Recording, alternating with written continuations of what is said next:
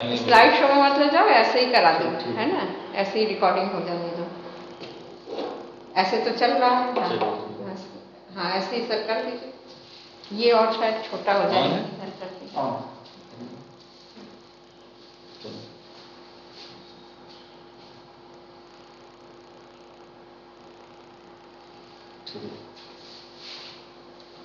So,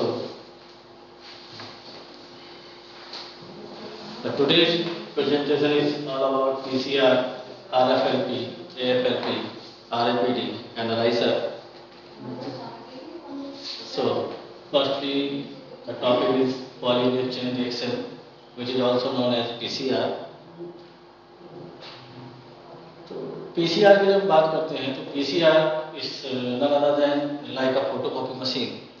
तो photocopy machine का purpose क्या होता है? जैसे कि अगर हमारे पास कोई भी कॉपी है उसको हमको मल्टीपल कॉपीज में हमको उसे बनाना है तो हम क्या करते हैं जनरली सिंपली कि पेपर को टॉप पे रखा, सिंपली क्लिक किया और 100 कॉपी चाहिए, 200 कॉपी चाहिए, 400 कॉपी चाहिए, we can get from the machine. तो पीसीआर भी सिंपली बिल्कुल ऐसे ही वर्क करता है, सीक्वेंस में वर्क करता है कि कोई भी सिंगल डीएनए मॉलिक्यूल जो है उसकी जो कॉपीज है वो multiple copies by the PCR बनाई जा सकती है। तो पीसीआर जो टेक्निक है उसका जो यूज है वो environmental microbiology, medicine, phylogenetics, forensic research, genetic research, consumer genomics, food and agriculture, तो डिफरेंट टाइप के जितने भी सेक्टर्स हैं उसमें पीसीआर जो है डिफरेंट टाइप से यूज होता है। तो जो पीसीआर है तो पीसीआर में जो डीएनए की जो कॉपीज हैं, कॉपी बनने की जो प्रोसेस है उसको हम कहते हैं डीएनए एम्प्लीफिकेशन। लेकिन सबसे पहली बात यह है कि ये ऐसा प्रश्न आता है कि हम डीएनए एम्प्लीफिकेशन की हमको जरूरत पड़ती ही क्यों? तो here are two type of cases. First in a crime scene, जब हम किसी क्राइम सीन की बात करते हैं वहां पर हमको कोई भी सैंपल वहां पर मिलता है तो it can be a blood और हेयर फॉलिकल और टिश्यू सैंपल और एनी अदर बायोलॉजिकल सैंपल। ठीक, तो वहां पर हमको कोई सैंपल तो मिला लेकिन वो इतनी क्वांटिटी या इतने अमाउंट में नहीं है कि हम उसको रीड कर सकें या आगे बढ़कर उसको प्रोसेस कर सकें, तो उसके लिए हमको क्या है उसकी कॉपीज बनानी होती हैं, तो जो कि संभव हो पाता है केवल पीसीआर के थ्रू। ठीक वैसे ही डीएनए एक्सट्रैक्ट करके एक स्पेसिफिक पार्ट को उसकी सीक्वेंस करना चाहते हैं तो हम किसी भी डीएनए सैंपल को पूरी तरीके से वेस्ट नहीं कर सकते हैं। ठीक, तो वेस्टेज को बचाने के लिए उसकी हमको कॉपीज बनानी होती हैं और उन कॉपीज को बनाने के लिए हम पीसीआर का यूज करते हैं। तो वैसे डीएनए का जो एम्प्लीफिकेशन होता है वो दो टाइप से किया जा सकता है, एक तो polymerase chain reaction and second is cloning. तो क्लोनिंग जैसे आप लोग पहले भी जान चुके होंगे कि क्लोनिंग में क्या है, कोई भी हमारा इंटरेस्टिंग जीन या इंटरेस्टिंग पार्ट ऑफ डीएनए लिया जाता है और एक वेक्टर से जो इसका प्लाज्मिड आपका जो एक्स्ट्रा क्रोमोसोमल डीएनए है उसके साथ लाइगेट कराकर किसी भी जैसे ई कोलाई है वेक्टर है उसमें जो है इंसर्ट किया जाता है और इंसर्ट करने के बाद में जब वो बैक्टीरिया डिवाइड करता है जनरेशन टू जनरेशन, उसके बाद उसकी मल्टीपल कॉपीज हमको मिलना स्टार्ट हो जाती है। लेकिन in compare of cloning polymerase chain reaction में उससे भी कम समय में और उससे कम एफिशिएंसी में हमें ज़्यादा कॉपीज हमको मिलती हैं। जैसे हम बात करें कि फर्स्ट साइकिल में हमारे पास केवल एक डीएनए सैंपल था जो कि सेकेंड साइकिल में 4 है, नेक्स्ट में 8 से 16, 16 to 32, इस टाइप से केवल 35 साइकिल्स में ही 2 to the power 35 billion copies हमको मिल सकती है। तो पॉलीमरेज चेन रिएक्शन की बात करते हैं तो PCR is an in vitro techniques for the amplification of a region of a DNA which lies between two regions of one sequence. तो पीसीआर क्या है, एक इन विट्रो टेक्निक्स है और जबकि हम किसी एनिमल की बात करते हैं, एनिमल के अंदर उसकी क्लोनिंग की बात करते हैं तब उसको हम कहते हैं इन वाइवो टेक्निक। तो यहाँ पर जो है इन विट्रो टेक्निक है जिसको किसी नॉन सीक्वेंस के बीच में जो डीएनए सेगमेंट है जो हमारा पाया जा रहा है उसको एम्प्लीफाई किया जा रहा है। तो PCR amplification achieve by using oligonucleotide primers. इसमें प्राइमर्स का हम यूज करेंगे। जो प्राइमर्स क्या है, तो primers are typically short single standard oligonucleotide which are complementary to the outer regions of known sequence. तो जो हमारा नॉन सीक्वेंस जो पार्ट है जिसको हमको जो है पीसीआर या उसकी जो है हमें कॉपीज बनानी, मल्टीपल कॉपीज बनानी है, उसके दोनों तरफ हमारा नॉन प्राइमर रहता है और उस प्राइमर्स के थ्रू जो है दोनों जो है कॉम्प्लीमेंट्री रहते हैं, रिवर्स स्ट्रैंड के भी यानी फॉरवर्ड स्ट्रैंड के भी और रिवर्स स्ट्रैंड के भी। तो oligonucleotides are as a primer for DNA polymerase as a denature strand of the large DNA fragment serve as the template. तो इसमें डीएनए फ्रेगमेंट जो है टेम्पलेट की तरह काम करता है प्राइमर के लिए। तो this is result in the synthesis of new DNA strand which are complementary to the parent template strand. These new strands have defined 5 prime ends, whereas the 3 prime ends are potentially ambiguous in length. Polymerase chain reaction versus DNA replication. तो DNA replication जैसे हम जानते हैं कि किसी viable या इन vivo एक process है जो कि किसी एनिमल की सेल्स में होती है, जबकि पीसीआर जो है इन विट्रो टेक्निक है जो कि हम सेल से बाहर एग्जीक्यूट करते हैं। तो PCR is a means to amplify particular piece of DNA exponentially. Amplify means making numerous copies of segment of DNA.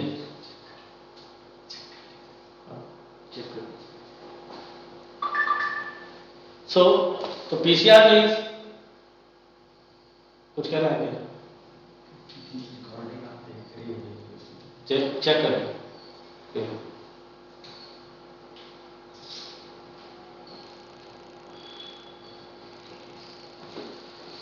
So PCR is a means to amplify a particular piece of DNA exponentially. तो PCR का सबसे simply जो फंडा है वो ये है कि एक पर्टिकुलर जो हमारा इंटरेस्टिंग डीएनए जीन है, डीएनए पार्ट है, उसको हम एम्पलीफाई कर रहे हैं, लेकिन वो जो एम्पलीफिकेशन हो रहा है वो एक्सपोनेंशियली हो रहा है।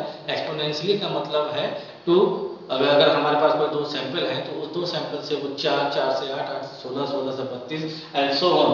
ठीक है, तो इस टाइप से कई सारी कॉपीज हमको जो है बहुत कम ही समय में हमको मिल जा रही है। तो PCR can make billions of copies of target sequence of DNA in short time.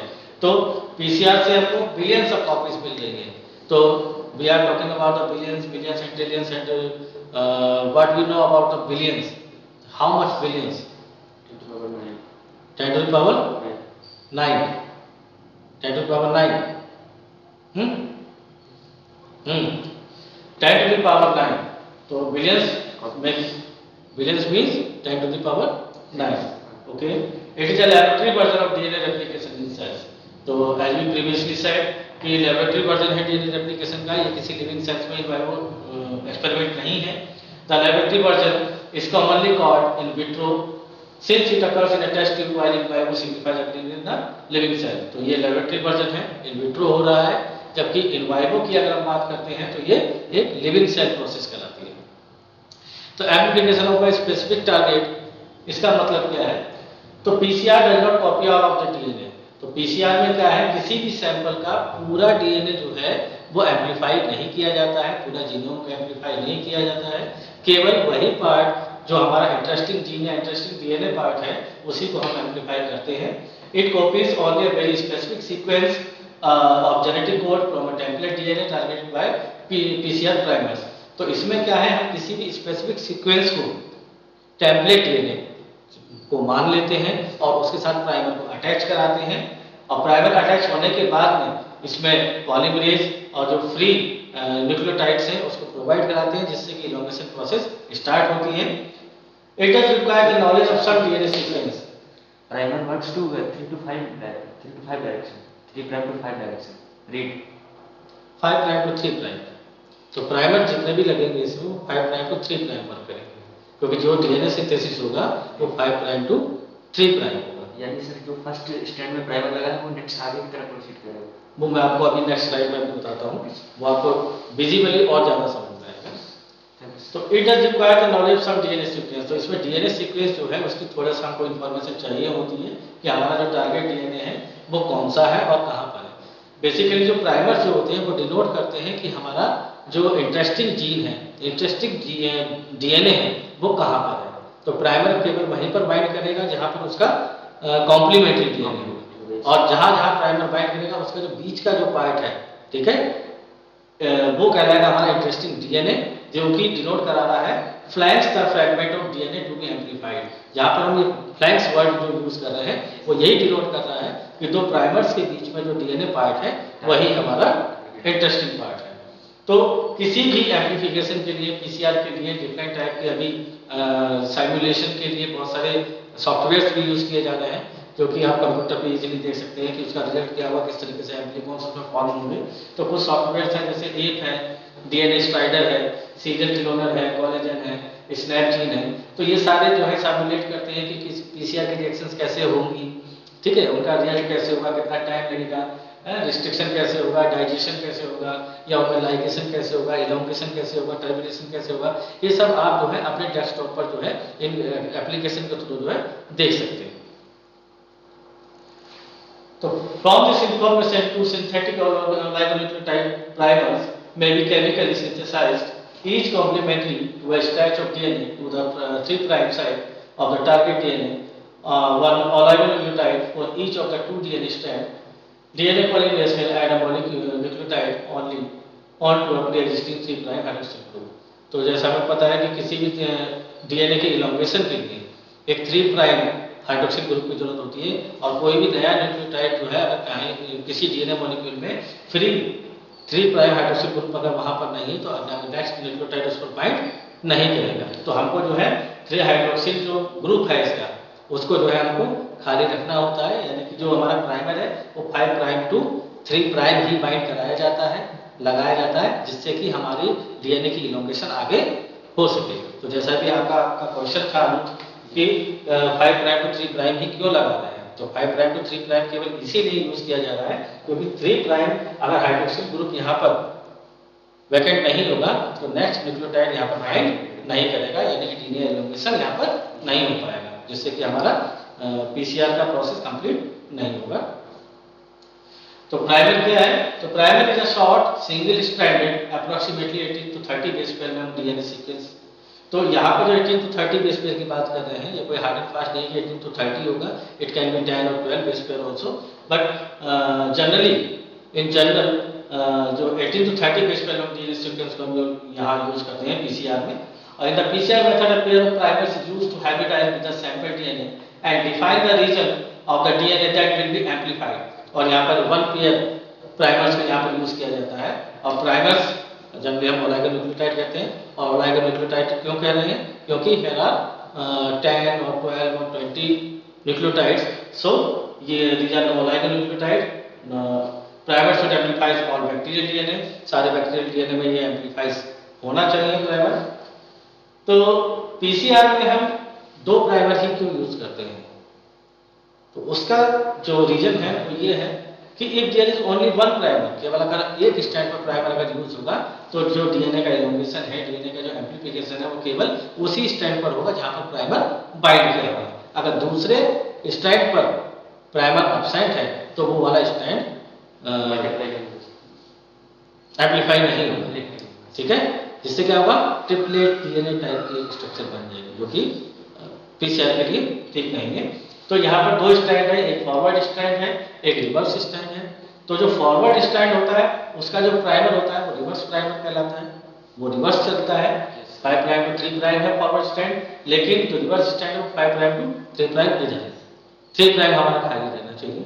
ठीक वैसे ही रिवर्स स्ट्रैंड में आप देखेंगे तो इधर 3' है तो 5' है, लेकिन अगर प्राइमर की बात करें तो फॉरवर्ड प्राइमर कहला रहा है ये, और ये 5' to 3' है, और दोनों एक दूसरे के अपोजिट डायरेक्शन में वर्क कर रहे हैं, इलोकेशन आगे प्रोसेस कर रहे हैं। तो पीसीआर में जैसे हम जान रहे हैं कि हमारे लिए कौन कौन से कंपोनेंट हमको चाहिए, तो जैसे डीएनए सैंपल हमको चाहिए जो कि हमारे लेस क्वांटिटी में है, प्राइमर्स चाहिए हमको, न्यूक्लियोटाइड चाहिए हमको, पीसीआर ट्यूब, बफर चाहिए, टैग पॉलीमरेज चाहिए, और एक साइक्लर चाहिए जिसमें कि हमारी पीसीआर रिएक्शन कंप्लीट होगी। तो सारे मॉलिक्यूल्स या सारे कंपोनेंट को हम जानते हैं कि डीएनए सैंपल हमको कहाँ से मिलेगा, प्राइमर्स हमारा डिजाइन होगा, न्यूक्लियोटाइड हमको फ्रीली मिल जाएगा, पीसीआर ट्यूब मिलेगा, मिक्स बफर मिलेगा। लेकिन टैग पॉलीमरेज की यहाँ पर हम बात करते हैं क्योंकि टैग पॉलीमरेज जो है यहाँ पर एक क्रूशियल और टेक्निकली रोल प्ले करता है। तो डीएनए दरअसल टैग पॉलीमरेज का यूज करने का जो ऑब्जेक्टिव है वो केवल इसलिए है क्योंकि जो पीसीआर की जितनी भी रिएक्शंस होती हैं वो टेम्परेचर वेरिएबल होती है। एक हायर 94 डिग्री सेल्सियस से लेकर नीचे 54-50 डिग्री तक जो है सारी रिएक्शंस जहाँ यूज हो रही हैं, तो ये जो रिएक्शंस है तो हम जानते हैं जैसे कि जो भी एंजाइम्स होते हैं वो टेम्परेचर सेंसिटिव होते हैं, तो हमको एक ऐसा एंजाइम चाहिए जो कि ब्रॉड टेम्परेचर की रेंज को सस्टेन कर सके, वहाँ पर अपना वर्क प्रॉपर्ली उसमें कर सके। तो उसके लिए टीएफ पॉलीमरेज जो है एकदम फिट पॉलीमरेज है। तो DNA polymerase is the enzyme responsible for copying the sequence starting at the primer from the single DNA strand, commonly used as an enzyme from the hyperthermophilic organ Thermus aquaticus, isolated first at a thermal spring in Yellowstone National Park। तो Yellowstone national park जो है world का पहला institute national park है, जहाँ पर एक hot spring में पाया जाने वाला एक ऑर्गेनिज्म जिसे थर्मस एक्वाटिक्स कह रहे हैं, उससे यह एंजाइम सेपरेट किया गया है। ये एंजाइम हीट टॉलरेंट है और बहुत अधिक टेम्परेचर पर भी ये सर्वाइव करता है, यानी कि अपने वर्क को करता है और ये डिनेचर नहीं होता है।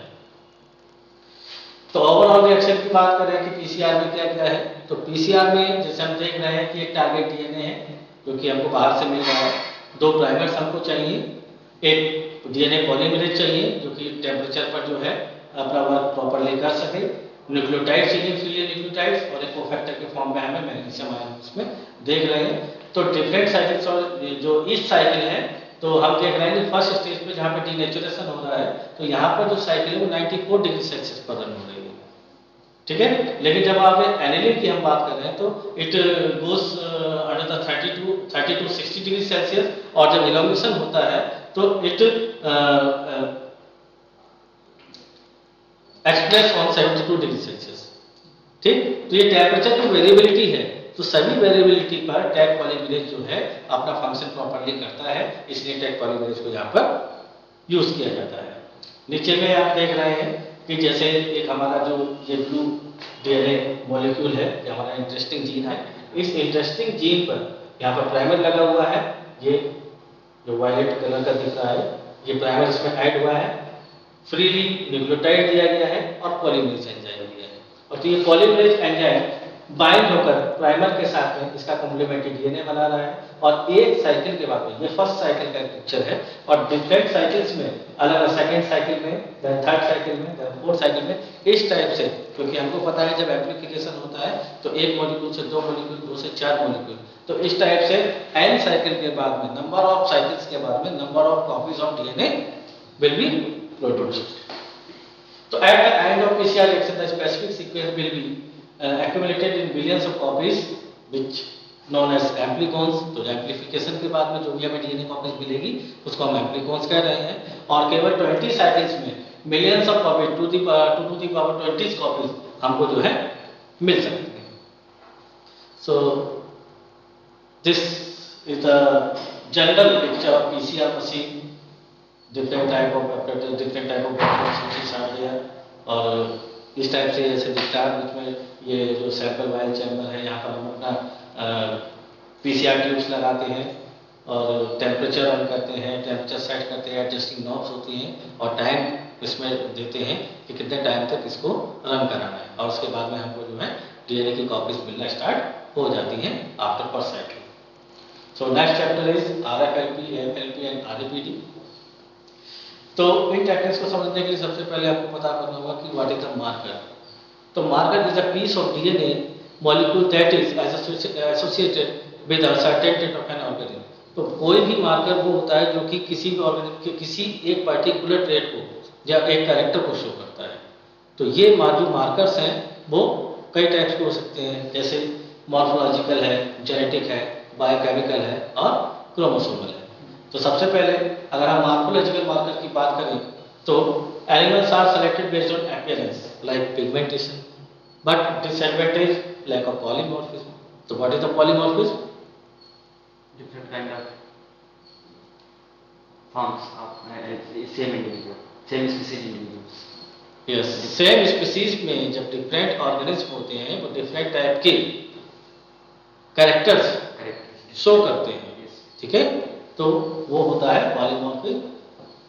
एंड बायोकेमिकल मार्कर्स की बात करते हैं तो biochemical markers can be haemoglobin, amylase, blood group etcetera, क्योंकि जो बायोकेमिकली हमारे अंदर सिंथेसाइज हो रहे हैं। लेकिन डिसएडवांटेज क्या है इनके कि सेक्स लिमिटेड है, मेल और फीमेल मेल का लेवल अलग हो सकता है, ठीक, एज डिपेंडेंट होते हैं कि एज के साथ में इनका एक्सप्रेशन कम या ज़्यादा हो सकता है, इन्फ्लुएंस बाय एनवायरमेंटल फैक्टर्स इनको इन्फ्लुएंस करते हैं, और जीनोम का लगभग 10% पार्ट जो है ये प्ले करते हैं।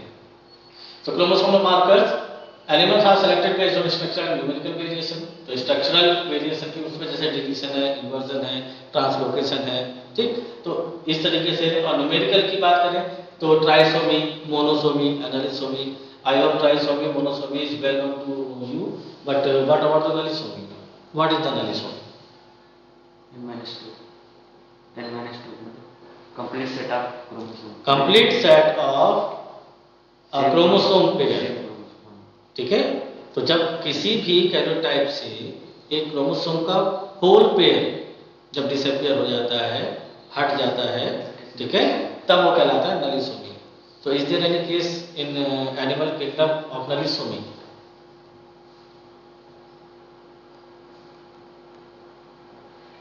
और I want to modify my question कि नलिसोमी क्या किसी वायबल इंडिविजुअल में पॉसिबल है? पॉसिबल अगर डिटर्मिनेशन ही नहीं होगा सर, अगर पूरा सेट ऑफ क्रोमोसोम चला जाएगा, करेक्टर डिस्प्ले नहीं होगा, तो एक ऐसा करेक्टर होगा जो नहीं डिस्प्ले होगा। जनरली एनिमल किंगडम की अगर बात करें, खासकर ह्यूमंस की, तो ह्यूमंस में नलिसोमी नहीं होता है, हायर एनिमल्स में नलिसोमी नहीं होता है। 2n-2 की अगर हम बात करें तो उसमें क्या है कि अगर एक पेयर क्रोमोसोम उसमें से हो जाएगा तो that fetus will not be survive, और it can be result in miscarriage. और उस मिसकैरेज से क्या है कि वो वायबिलिटी उस फीटस की नहीं रहती है, इसलिए जो है एनिमल किंगडम में ज़्यादातर रिपोर्ट नहीं है। ट्राइसोमी, मोनोसोमी, डिलीशन, इंसर्शन, ये सारे केसेस आपको जो है मिलते हैं। जेनेटिक मार्कर्स की बात करें, जेनेटिक मार्कर्स जैसे डीएनए लेवल की बात करें तो डीएनए ही जेनेटिक मार्कर्स में सबसे ज़्यादा फिट बैठता है। और वो क्यों है? वो इसलिए है कि DNA isolated from any tissue, किसी भी टिश्यू से हम उसको सेपरेट आउट कर सकते हैं। इट कैन बी ब्लड और hair, and DNA isolated at any stage even during foetal life. DNA हम किसी भी लाइफ के किसी भी स्टेप पर हम उसको सेपरेट आउट कर सकते हैं, आइसोलेट कर सकते हैं। डीएनए की सेल्फ लाइफ बहुत होती है, और सेल्फ लाइफ के साथ साथ इसे जो है एक जगह से दूसरी जगह ले जाने में थोड़ा आसान रहता है।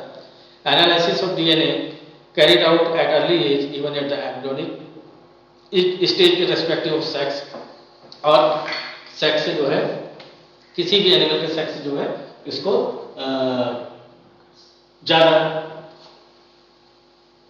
इफेक्ट नहीं होता है।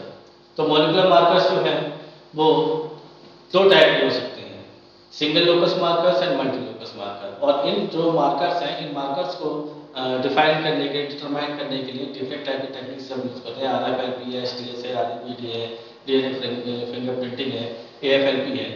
So today we are going to REPD। First of all, randomly amplified polymorphic DNA, randomly amplified.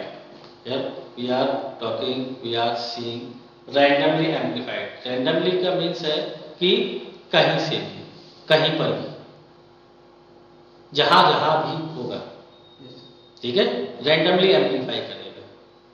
तो जब रैंडमली एम्पलीफाई होगा तब उसको हम कहेंगे रैंडमली एम्पलीफाइड पॉलीमॉर्फिक डीएनए यानी कि RNA।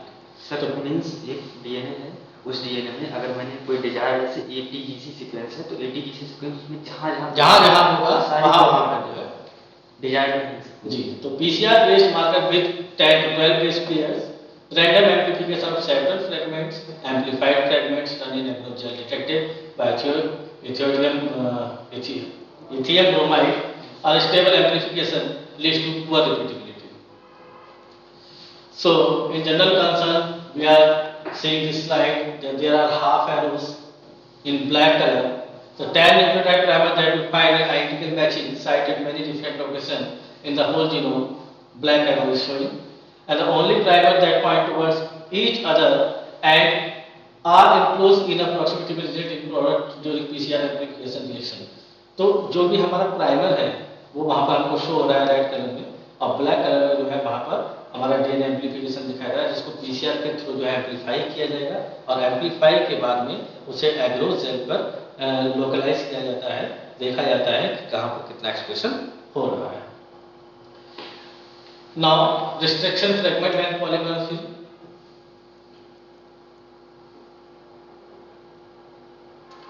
तो इसमें क्या है, डीएनए को डाइजेस्ट किया जा रहा है रिस्ट्रिक्शन एंजाइम के थ्रू। जो हमारा पर्टिकुलर डीएनए है, पर्टिकुलर इंटरेस्ट ऑफ जीन है, तो उसको हम जो सबसे पहले डाइजेस्ट करेंगे, क्लीव आउट करेंगे। Then DNA fragment separated by electrophoresis and transfer to nylon membrane.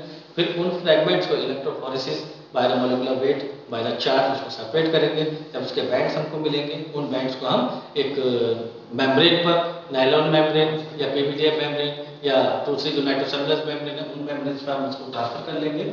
और मेम्ब्रेन पर ट्रांसफर करने के बाद जो रेडियो लेबल्ड प्रोब्स हैं, मॉलिक्यूल्स हैं, उनको जो है सदर हाइब्रिडाइजेशन के थ्रू, सदर ब्लॉटिंग के थ्रू जो है उसे एक्सप्रेस कराएंगे और बाद में एक्सरे को एक्सपोज कराकर उसका हम एक प्रिंट आउट लेंगे और उसके बाद उसको एनालाइज करेंगे। तो ये जनरल प्रोसेस है। ये रिस्ट्रिक्शन फ्रेगमेंट है डीएनए के, और ये डीएनए आपने सबसे पहले इलेक्ट्रोफोरेसिस किया। इलेक्ट्रोफोरेसिस से जो है बाय द मॉलिक्यूलर वेट और bye the charge molecules will be separated on the average gel. Then the band will transfer by the blotting process. Blotting process के बाद में जो भी हमारे ब्लॉट्स के ऊपर जो जेल के ऊपर जो हमारे बैंड थे, वो हमारे मेम्ब्रेन के ऊपर आ जाते हैं। मेम्ब्रेन पर आने के बाद में रेडियो एक्टिव प्रोब के साथ उनको हाइब्रिडाइज किया जाता है। रेडियो एक्टिव हाइब्रिडाइज का मतलब ये है कि जैसे मान लीजिए ये हमारा सैंपल है, इस सैंपल से हमको इतने बैंड्स मिले जो कि अलग अलग मॉलिक्यूलर वेट के हैं। ये अलग अलग मॉलिक्यूलर वेट के हमारा जो इंटरेस्टिंग जो जीन है, इंटरेस्ट पार्ट ऑफ डीएनए है, इनमें से कौन सा है, यहाँ पर हम नहीं कह सकते हैं, क्योंकि यहाँ पर हमको सारे बैंड्स मिल रहे हैं।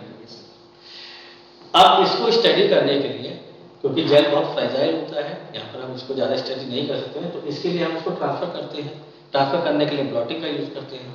ब्लॉटिंग करने के लिए क्या है कि ठीक जैसे इसमें बैंड्स है, ठीक वैसे ही बैंड्स आके उस मेम्ब्रेन पर एडहेयर हो जाएंगे या ट्रांसफर हो जाएंगे, ट्रांसफर हो जाते हैं। अब ट्रांसफर करने के बाद में हमको ये पता करना है कि हमारा इंटरेस्टिंग डीएनए या इंटरेस्टिंग सेगमेंट कौन सा है। तो वो हमको कैसे पता चलेगा, वो हमको पता चलेगा उस कॉम्प्लीमेंट्री डीएनए के थ्रू। तो कॉम्प्लीमेंट्री डीएनए जो है वो रेडियो लेबल्ड होगा, और रेडियो लेबल्ड होगा तो वो डीएनए वहां पे जो स्पेसिफिक बाइंड करेगा। तो उसकी वजह से हमको इतने बैंड्स की जगह ब्लॉटिंग के बाद में रेडियो लेबल्ड पर फिर केवल इतने इसीलिए बैंड दिखाई देंगे। ठीक है, टारगेट है। हाँ, और उसके बाद में उसे रिन सर्वे करना है, धोना है, धो तो वॉश आउट कर देना है, और उसके बाद एक्सपोज कराना है एक्सरे फिल्म पर, जिसे ऑटो रेडियोग्राफी कह रहे हैं। और एक्सपोज कराने के बाद में उसको एक्सप्रेशन लेवल को बाय द कंप्यूटर और मॉनिटर और एप्स के द्वारा, जितने भी एप्लीकेशन है कंप्यूटर एप्लीकेशन, उसके थ्रू जो है आप उसकी डेंसिटी को नाप सकते हैं। नेक्स्ट है amplified fragment length polymorphism. Restriction and nucleotization of DNA, ligation of adapter, ligation of adapters, amplification of ligated fragments, separation of the amplified fragments by electrophoresis and visualization. AFLP have stable amplification and good repeatability. तो ये general इसका cascade है, जिसमें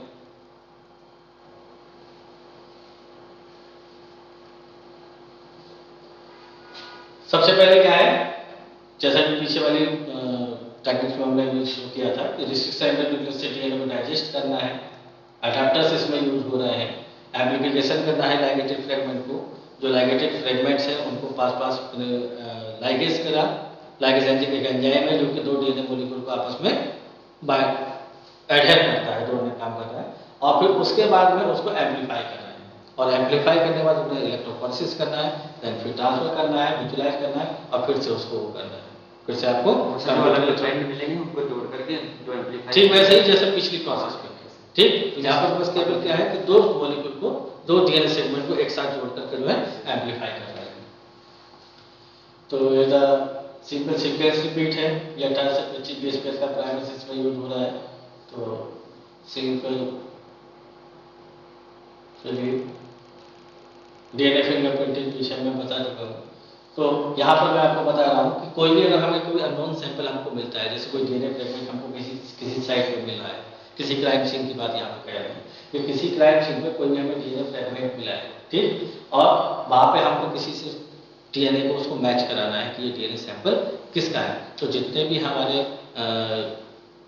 samples होंगे जिन जिन लोगों पर हमको चाहिए, तो उनसे हमने डीएनए सैंपल लिया, उनका स्ट्रैंड उठाया, सिंगल स्ट्रैंड डीएनए उठाया, और उस सिंगल डीएनए स्ट्रैंड के साथ में इसको हाइब्रिडाइज कराया। अगर प्रॉपर्ली उसकी वहाँ पर पेयरिंग हो रही है तो इसका मतलब डीएनए स्ट्रैंड उसी का है। लेकिन उसके अलावा भी दोनों के डीएनए स्ट्रैंड को अगर हम एग्रो जेल पर रन कराते हैं, और एग्रो जेल पर रन कराने के साथ में एक ही मोलिकुलर वेट पर, एक ही मार्कर पर दोनों बैंड अगर हमको यहाँ पर मिलते हैं, तो यहाँ पर हमको दिखाई देता है कि वो पर्टिकुलर डीएनए उस दूसरे व्यक्ति का है, ठीक है। तो एक अननोन सैंपल जो कि रेड कलर में है और एक नोन सैंपल, तो यहाँ पर हम देख रहे हैं कि दोनों डीएनए जो है, दोनों बैंड हमको एक साथ मिलता है। तो इसका मतलब ये है कि जो अननोन डीएनए है वो हमारे इस वाले व्यक्ति का है। तो मॉलिक्यूलर मार्कर की बात करते हैं, तो मॉलिक्यूलर मार्कर्स यूज होते हैं जीन मैपिंग में, डिसीज के डायग्नोसिस में। तो डिसीज के डायग्नोसिस की अगर हम बात करें तो प्रीनेटल डिसीजेज जितनी है, जैसे कि कुछ सिंड्रोम्स हैं या इन फ्यूचर कैंसरस स्टेजेस आने वाली है, या कुछ डिफरेंट टाइप की जेनेटिक प्रॉब्लम जो भी होंगी, तो उसको हम जो है टैक्टिक्स के थ्रू जो है डायग्नोस कर सकते हैं। एंथ्रोपोलॉजिकल मॉलिक्यूलर इवोल्यूशन स्टडी, ये डेवलपमेंट जो लगातार हो रहा है, या इवोल्यूशन जो हो रहा है, या स्पीसीएशन जो हो रहा है, उसको भी हम इसमें स्टडी कर सकते हैं। एनिमल ब्रीडिंग में इसको यूज करते हैं। शॉर्ट रेंज एप्लीकेशन में पेरेंटियल डिटर्मिनेशन हो गया, जेनेटिक डिस्टेंस एस्टिमेशन हो गया, डिटर्मिनेशन ऑफ जाइगोसिटी है, प्रीमार्टिन्स है, आइडेंटिफिकेशन ऑफ डिसीज कैरियर्स है। तो जितने भी सेक्स लीथल डिसीजेस हैं, या कहना चाहिए कि जो एक्स लिंक्ड हैं या वाई लिंक्ड हैं, उनको भी हम इसमें यूज कर देख सकते हैं। जीन मैपिंग है, मार्कर असिस्टेड सेल सिलेक्शन है, ट्रांस जीन्स या ट्रांसजेंडर जो एनिमल्स हैं उनको हम स्टडी कर सकते हैं इनके अंदर, कि किसी भी जो ट्रांस जीन है उसका एक्सप्रेशन कितना है, उसी को हम इसको कर सकते हैं। So now next chapter is ELISA, enzyme linked immunosorbent assay. तो enzyme linked immunosorbent assay, this term was coined by Engwell and Palmer in 1971. So many types of ELISA are in market or in research labs. So here we are talking only about 3 types of ELISA: sandwich, indirect, and competitive.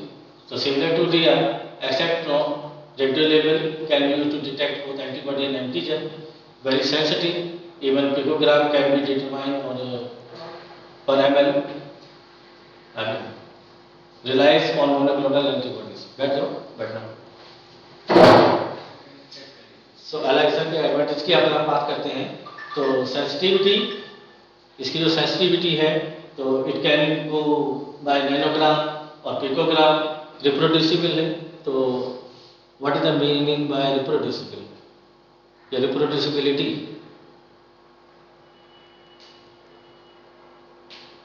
Suppose if we are doing an experiment and we are getting some data from that experiment, so how can you say that it is an authenticate data?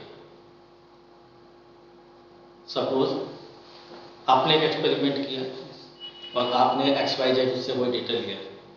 अब मैं अगर उसको वही experiment same conditions में, same scenario में उसको repeat करता हूँ, अगर मेरे को वो डेटा मिलता है, तो that will B authenticate and that experiment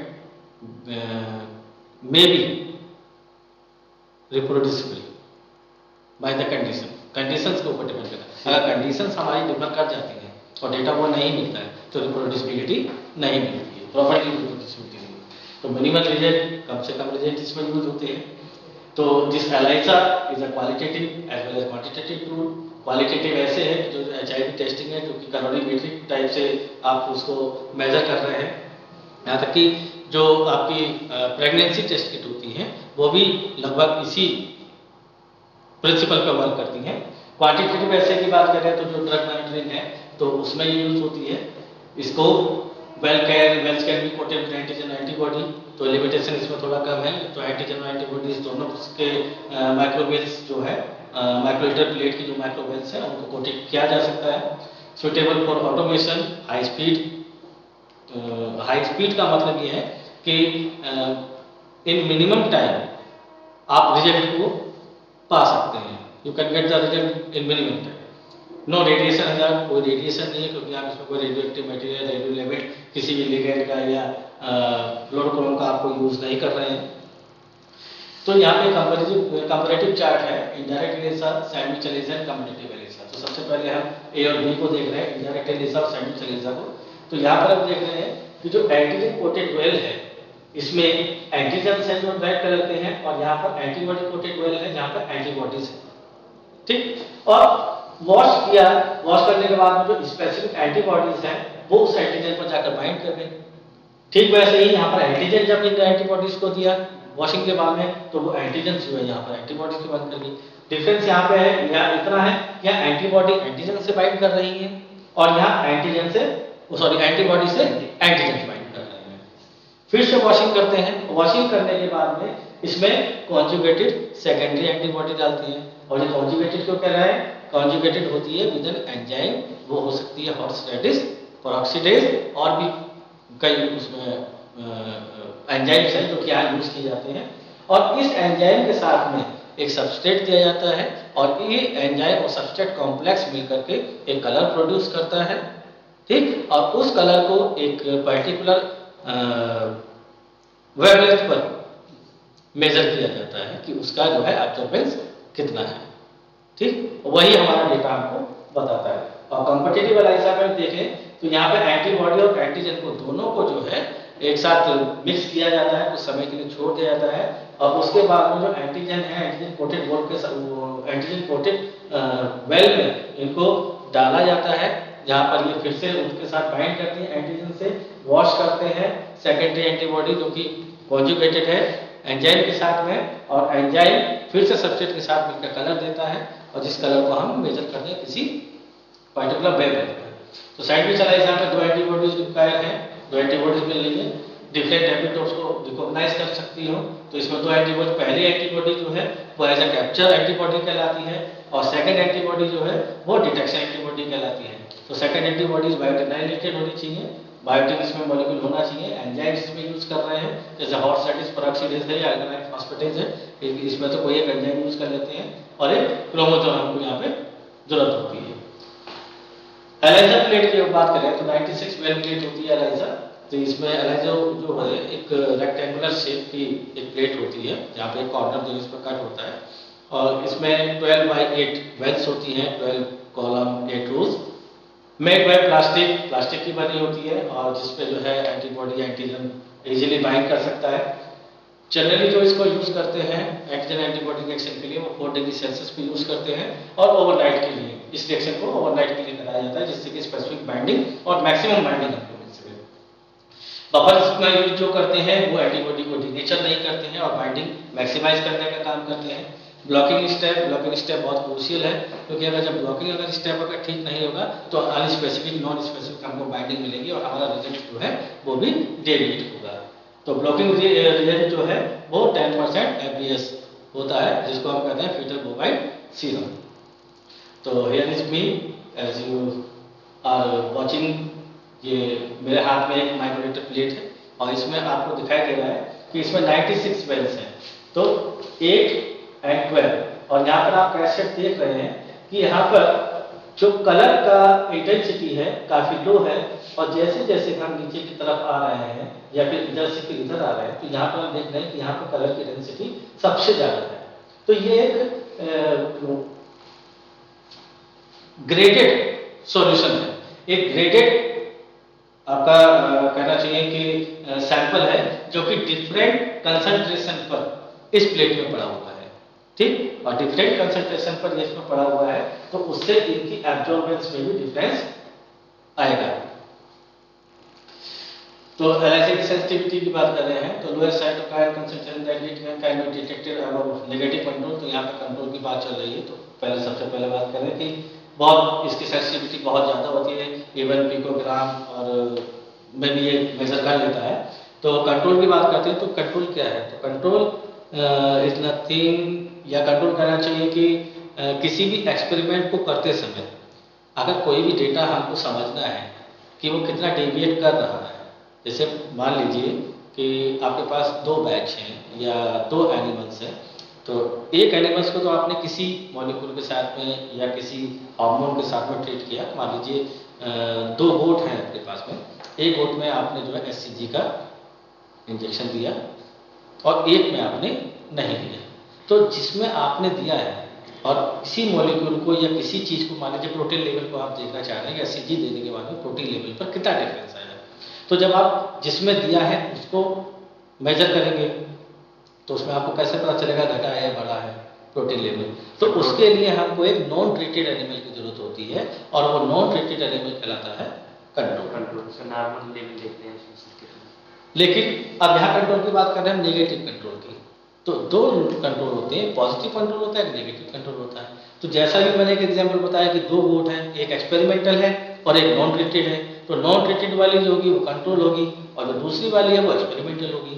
ठीक है, तो ये तो हो गया पॉजिटिव कंट्रोल की बात। लेकिन अगर हम नेगेटिव कंट्रोल की बात करते हैं तो नेगेटिव कंट्रोल का मतलब है कि जो हमारी 2 गोट हैं, उन 2 गोट में जो पहली गोट है उसको आपने मान लीजिए एससीजी दिया और सेकंड गोट को आपने एससीजी दिया, तो दोनों में एससीजी दे दिया, लेकिन दोनों में जो डिफरेंस आएगा तो अभी तो आपको पता नहीं चलेगा।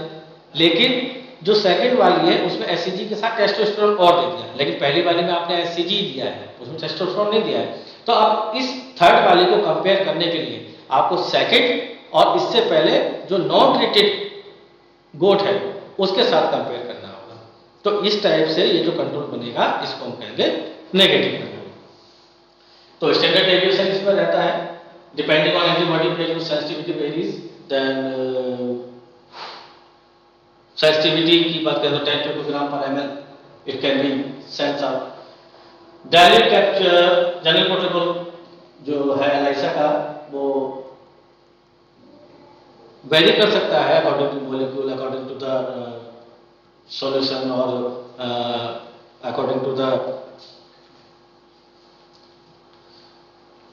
First question. Sorry, stock solution of capture antibody 0.5 milligram per ml and capture antibody recommended concentration 2 microgram पर ml।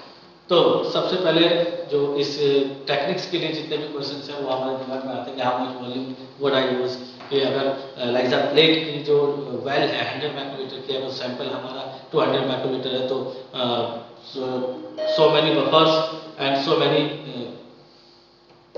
Chemicals can be going wastage. तो उस वेस्टेज को मिनिमाइज करने के लिए हमको ये देखना पड़ता है कि हमको कितना वॉल्यूम यूज करना है। तो नेगेटिव कंट्रोल के लिए हमें 3 वेल्स यूज करनी है, जितने भी सैंपल्स हमको रन करने हैं, ट्रिप्लिकेट में रन करने हैं, मल्टीप्लाई कराना है, sorry at them multiply by 100 microlitre और 100 माइक्रोलीटर तक उनको मेंटेन करना है और एंटीबॉडी के साथ इसको कैप्चर करके सील करना है और 4 डिग्री सेल्सियस ओवरनाइट इसको रन कराना है। ब्लॉकिंग, जैसा कि पीछे मैंने बताया, ब्लॉकिंग बहुत जरूरी है नॉन स्पेसिफिक बाइंडिंग को रोकने के लिए, और अगर ब्लॉकिंग ठीक से नहीं होगा तो आपको नॉन स्पेसिफिक बाइंडिंग मिलेगी और ये हमारा डिफर करेगा। आफ्टर ब्लॉकिंग के बाद में जो भी हमें सैंपल मिला है, कलर उसका जनरेट हुआ है, उसको हमने ओडी लिया और जो एब्जॉर्बेंस हमको मिला उसको कंपेयर करने के लिए हमको एक स्टैंडर्ड चाहिए होता है। तो व्हाट अबाउट द स्टैंडर्ड्स हम कैसे यूज कर सकते हैं?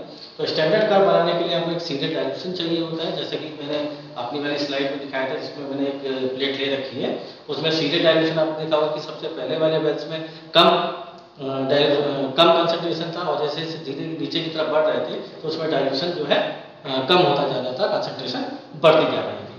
तो कंसंट्रेशन आपकी जो है परफेक्ट होनी चाहिए और कंसंट्रेशन और ओडी यानी जो एब्जॉर्बेंस है उसके बीच में एक प्लॉट उसमें हम जनरेट करते हैं जिससे हमको स्टैंडर्ड कर्व मिलता है।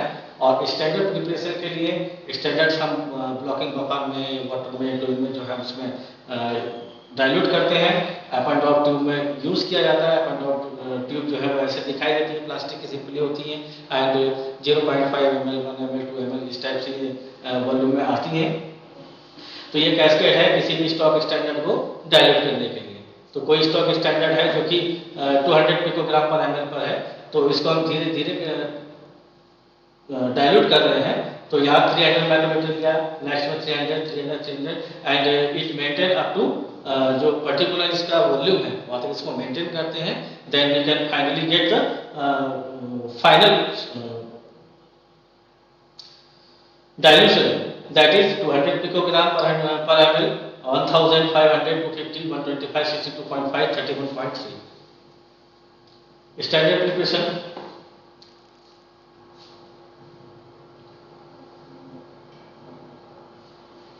तो ये जनरल प्रोटोकॉल है जो भी चल रहा है। तो ये पिपेट है, तो पिपेट जो है जैसे अभी दिखाया उस प्लेट्स के लिए ये वाला पिपेट हम यूज करते हैं जो कि एडवेल के लिए यूज होता है। इसमें जो है टिप लगती है और टिप के साथ में सारे सैंपल्स को एक साथ उठाकर एक आपके एपेंडोर को लगी होती है और उसमें से सीधे उठाकर सीधे वेल्स में उसको ट्रांसफर कर दिया जाता है। तो ये पिपेट जो है काफ़ी सेंसिटिव होते हैं किसी भी वॉल्यूम के लिए और इनमें रोटरी होती है, तो जहाँ पर डिजायर्ड वॉल्यूम के लिए इनको सेट किया जा सकता है। फिर रीड प्लेट करते हैं, प्लेट को रीड करते हैं किसी पर्टिकुलर वेवलेंथ पर जो भी आपका मॉलिक्यूल है, जैसे कि यहाँ पर हमने 750 नैनोमीटर की बात करी है। तो ये KNO3 का स्टैंडर्ड है पोटेशियम नाइट्रेट का, जो कि कंसंट्रेशन 5 माइक्रोमोल, 15, 30, 50, 70, 90 माइक्रोमोल इन 100 माइक्रोलीटर और एब्जॉर्बेंस के बीच में जो है इस डेटा को लिया है। और इससे ये पता चल रहा है कि 5 माइक्रोमोल पर 100 माइक्रोमीटर में जो OD की वैल्यू है वो 0.08, ठीक है, 15 पे 0.3, 30 पे 0.5, 70 अप्रोक्सीमेटली 0.8 और 9 इस तरीके से इसमें दिखाई दे रही है। और यहाँ पर जो ये R स्क्वायर वैल्यू आपको दिख रहा है 0.996 और 8, तो ये आपको ये शो करता है कि आपका जो रिसर्च सेटअप है या फिर जो आपने एक्सपेरिमेंट किया है वो किसी भी एक कहना चाहिए कि आइडियल कंडीशन की तरफ कितना अच्छा है।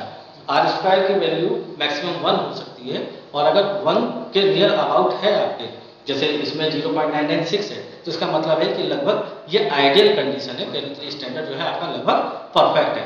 लेकिन क्योंकि ह्यूमन एरर रहता ही है, मशीन का भी एरर रहता है, हैंडलिंग एरर रहता है, कंसंट्रेशन एरर हो सकता है, pH एरर हो सकता है, मशीन एरर हो सकता है, तो there are so many kind of errors can be happen. तो उससे जो है ये हमको जो है डेविएशन मिलता है, तो इतना बहुत नहीं करना चाहिए। उससे अब फिर हम ग्राफ भी प्लॉट कर सकते हैं।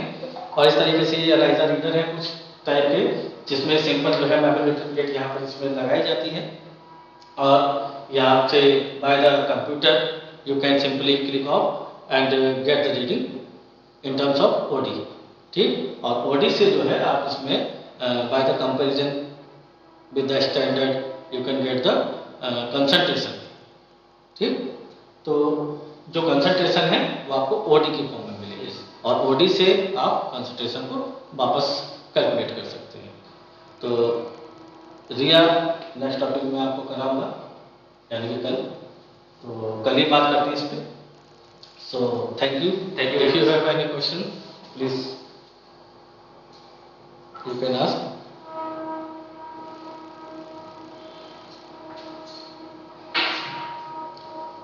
सो अटेंडेंस हो गई? यस। ओके।